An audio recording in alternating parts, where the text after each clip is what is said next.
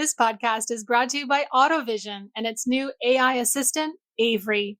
Avery delivers data-driven appraisals, pricing, and detailed strategies for every vehicle. Visit autovision.com to learn more about Avery, where precision meets profit. Welcome to Daily Drive for Monday, October 13th, 2025. I'm Kellen Walker in Las Vegas.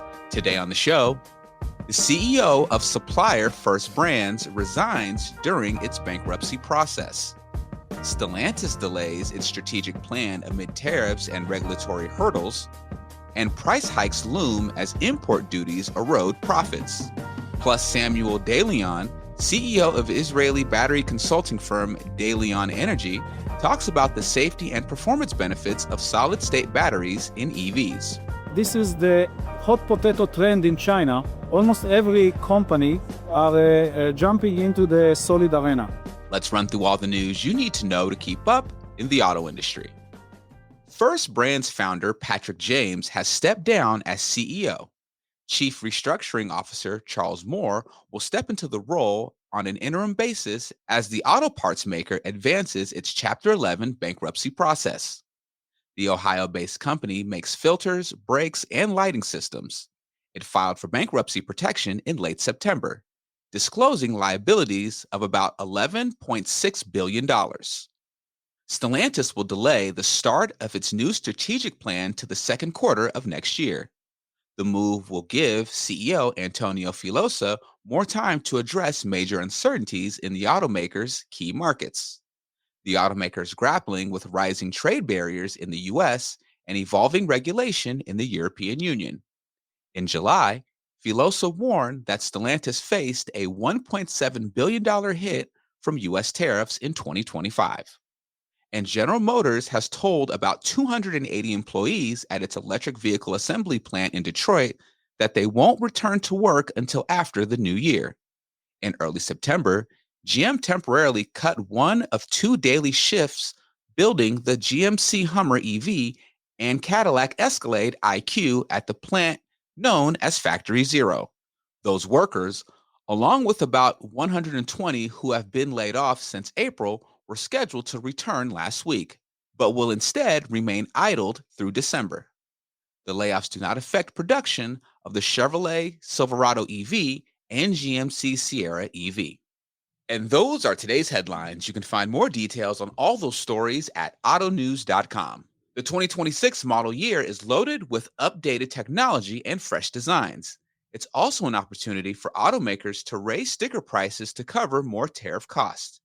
That's what our own Lindsay Van Hully and John Irwin wrote in a story on the front page of this week's Automotive News print edition, which you can find at the top of autonews.com as well. Lindsay joins me now from our offices in Detroit to talk about it. Lindsay, welcome back to Daily Drive.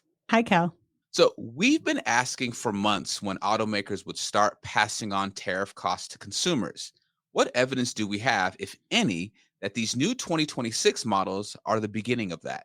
It's pretty small so far. What we've seen so far, really, since the tariffs have been imposed back in the spring, was a lot of sort of muted price increases, and a big part of that is because automakers have really absorbed all of those costs into their bottom line, and so we've seen impacts to profitability that they've talked about on their earnings calls. They've tried to find workarounds, trying to add domestic sourcing when they could to get around the tariffs. Looking at things like, can you repackage some things to keep prices comparable for consumers? But, that impact, a lot of analysts have said, is going to begin to get passed on more, most likely in higher prices, just the longer that this goes. This, as the impact of profitability increases, as tariff costs continue to increase, as new models go up. In a given model year, there's, a number of price increases that often happen because of, updated designs, new technology, changes to trim levels and content.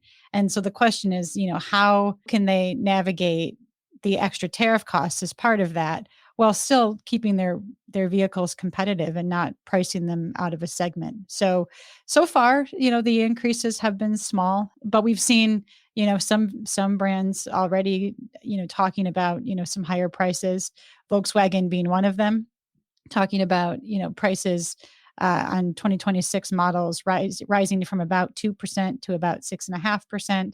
And, their executives have talked about needing to really be strategic, that you can't really push all of those extra costs onto consumers or in a particular segment. I think the concern is, does that just make our vehicles too expensive? Do customers, look at other brands that don't have that same tariff price increase?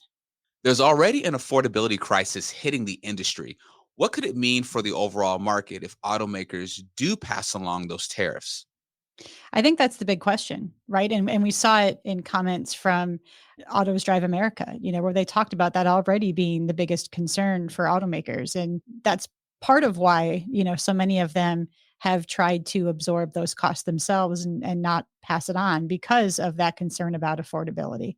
If prices get too high, it does make it very challenging for consumers to consider vehicles. And I think, if that purchase, that inclination to purchase goes down because affordability is a big issue, we're likely to see sales fall as a result. And some analysts have already predicted that, sales are going to go down, affordability being a piece of that. So it's definitely all very interconnected.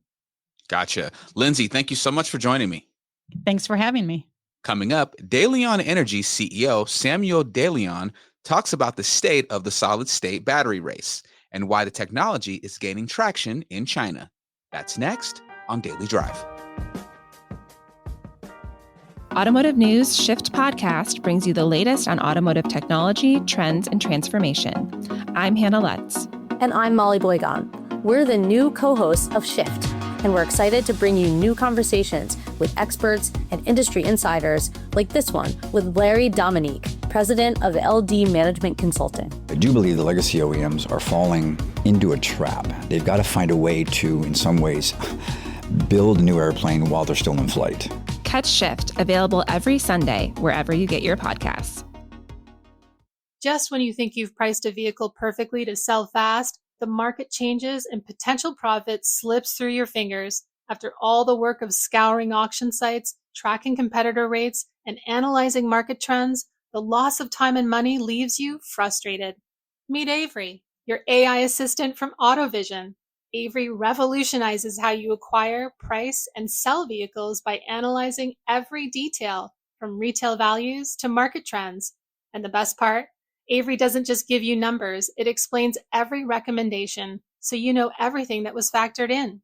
Picture this: faster appraisals, smarter stocking decisions, and more profitable sales, all without the exhausting legwork. With Avery, you don't just stay competitive, you lead the pack. Ready to see Avery in action? Visit autovision.com. Welcome back to Daily Drive. I'm Kellen Walker. The U.S. needs to hurry up and get a national program in place to support the battery industry. Otherwise, China will win out and the American auto industry will lose. That's according to Shmuel De-Leon, CEO of Israeli battery consulting firm De-Leon Energy. He spoke with our own Richard Truitt at the Battery Show in Detroit. Here's a piece of their conversation on the Automotive News Shift podcast. Now, you've been to China and you've met executives from the Chinese battery companies.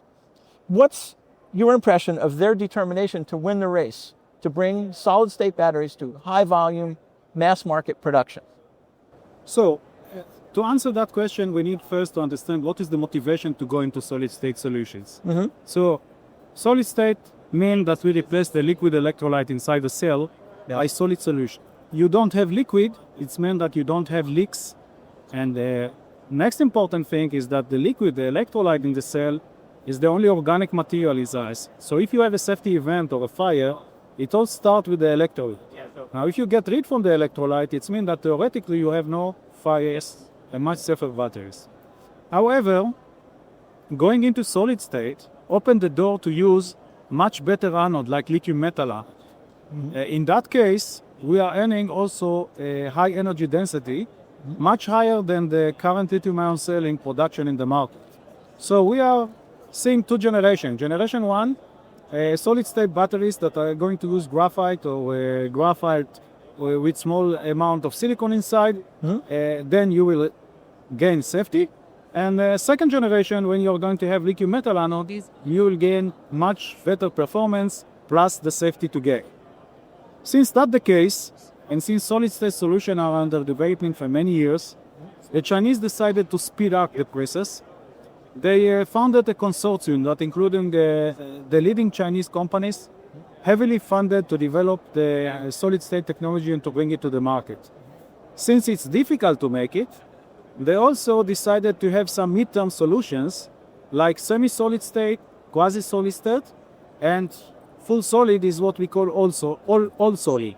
So the semi-solid state is it's 5 to 10% liquid inside the cell by mass. You compare to ordinary cells when you have 15%, and quasi-solid is 0 to 5%, while you have again 15 on ordinary cells.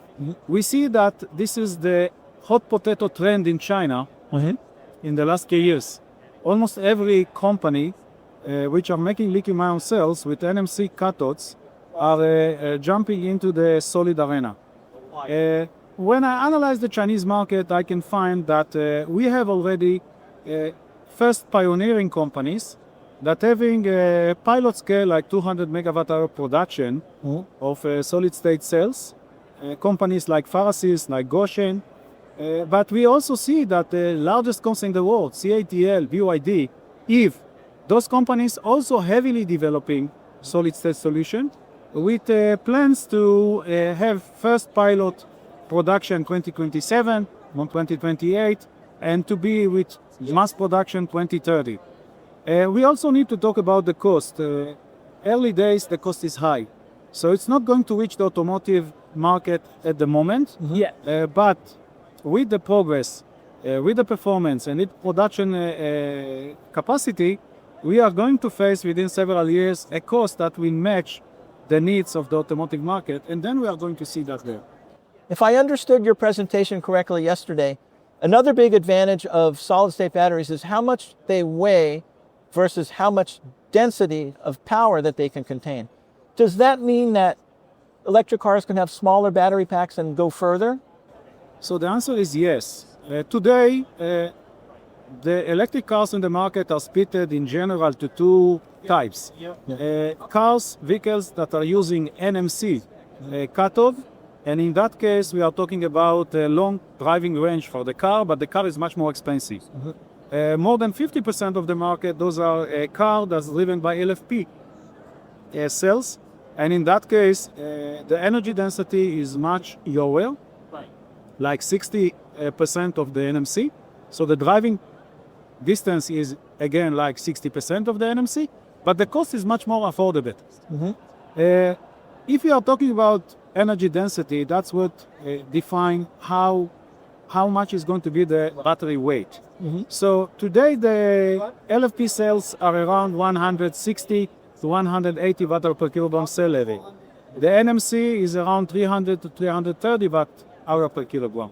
We are talking about solid-state solution that can today go to 400 up to 600 watt per kilogram. That means that we are reducing the size of the battery dramatically, or the weight of the battery dramatically. So automotive OEM can select how to increase the driving range to 100 miles per car, or they will say, no, we will just reduce the size of the battery, and in such a way reduce the cost of the battery, and will make much more affordable electric car to the market. Do you think that solid-state batteries can be produced for the same price or less than the current lithium-ion batteries?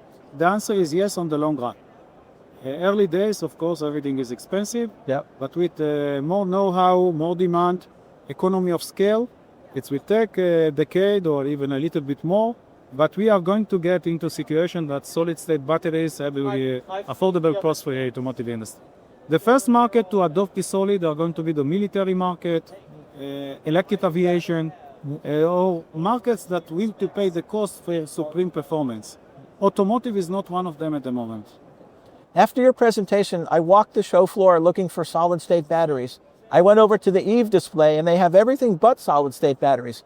If this show were in China right now, would we see solid-state batteries on display?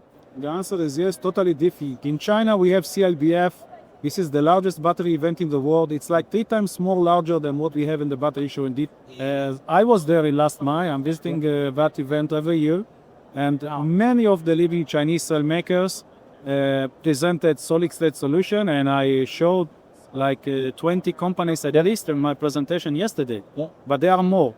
And also we saw a large supply chain, companies which are making materials to make the solid state. So I can say that China is much, much, much beyond the US or Europe on the solid state arena. You can hear our own Richard Truitt's full conversation with De-Leon Energy CEO Shmuel De-Leon on the latest episode of the Automotive News Shift podcast. That's available now wherever you get your podcast. That's Daily Drive for today. I'm Kellen Walker.